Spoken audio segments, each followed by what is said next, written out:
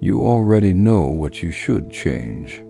You've thought about it late at night when everything is quiet and you're finally alone with your thoughts. You've analyzed it from every angle. You've replayed conversations in your head. You've imagined different outcomes. You've promised yourself that next time will be different. And yet, here you are again, the same patterns, the same emotional reactions, the same choices leading to the same outcomes. At some point, it starts to feel frustrating, almost embarrassing, like you should have outgrown this by now. But this isn't because you're weak, and it's not because you lack intelligence.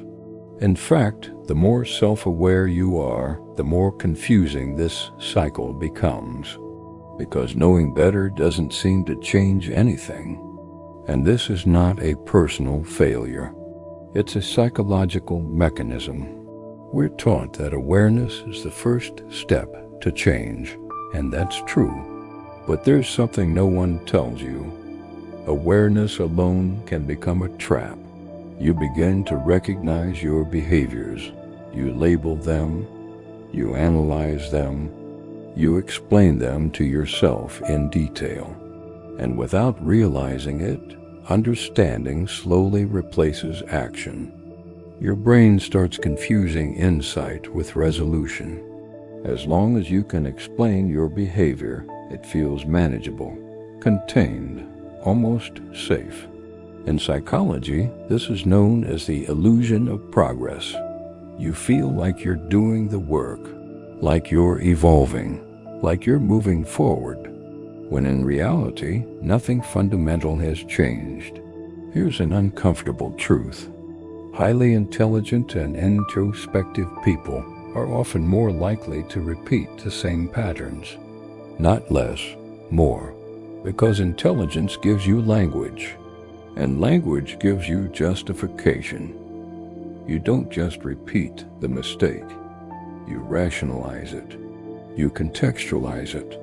You explain why, given the circumstances, it actually makes sense. And once something makes sense, your nervous system relaxes. Not because it's healthy, but because it's familiar. Your brain does not seek happiness. It does not seek fulfillment. And it does not seek growth. Your brain seeks predictability. Predictability means survival. And survival feels like safety.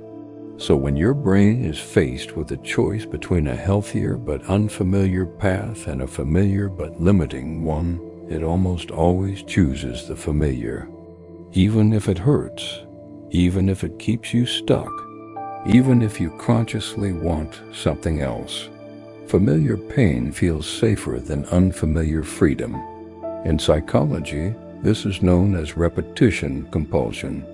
It's the tendency to repeat emotional experiences not because they're pleasurable, but because they are known. Your nervous system learned certain patterns early in life, long before you had the ability to question them. Patterns of attachment, patterns of conflict, patterns of self-worth. What was repeated became your baseline, and your baseline became your comfort zone, not because it's good, not because it's healthy, but because it's predictable. From the outside, change looks positive. From the inside, it feels threatening. Because change doesn't just alter behavior, it threatens identity. To change means letting go of a version of yourself that once helped you survive. A version that made sense in a different time, under different conditions. Even if it no longer serves you now, your brain interprets that loss as danger, so resistance appears, not loudly, not dramatically, quietly, automatically, through hesitation, through doubt, through delay, through the urge to stay where you are just a little longer. And before you realize it, you find yourself making the same choice again. People don't repeat mistakes because they don't understand them.